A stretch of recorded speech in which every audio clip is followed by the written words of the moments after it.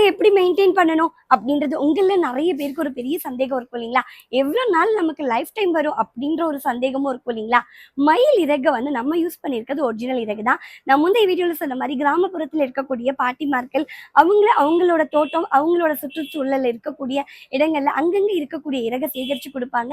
உள்ளங்களை மாலை கட்டிட்டு அதுக்கு மேலே நாங்கள் மயில் இறகு ஸ்டிக் பண்ணிடுவோம். இந்த மயில் இறகு மாலை வந்து ரொம்ப நல்ல லாங் லைஃப் டைம் வரும்.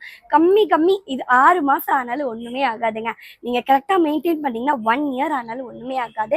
கூலிங்காக இருக்கணும். அதாவது எப்படி கூலிங்காக இருக்கணும்னா, நீங்கள் தீபம் தூபம் ஊதுபத்தி, அதாவது இப்போ நாங்கள் சாம்பிராணி போட்டிருக்கோம் பாருங்களேன். இந்த சாம்பிராணி இருக்கு இல்லைங்களா? இப்போ இந்த சாம்பிராணி வந்து நம்ம எப்படியும் சுவாமி படத்துக்கு போடுவோம். சாமி படத்துக்கு போடும்போது ரொம்ப இப்படி கிட்டத்தில் காமிக்கக்கூடாது. கொஞ்சம் எட்டத்தில் வச்சுட்டு சுவாமி படத்துக்கு போடும்போது இப்படி கொஞ்சம் எட்டத்தில் இருந்து நம்ம காமிச்சிக்கலாம். அப்படி எட்டத்தில் காமிச்சோம் அப்படின்னா ஒன்றுமே ஆகாதுங்க.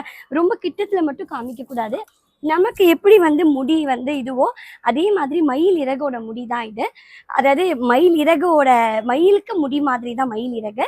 ஸோ அதனால தீப தூப ஆராதனை எது காமிச்சாலும் ரொம்ப கிட்டத்தில் காமிக்காம கொஞ்சம் எட்டத்தில் காமிச்சிங்க அப்படின்னா ரொம்ப லாங் டைம் வருங்க.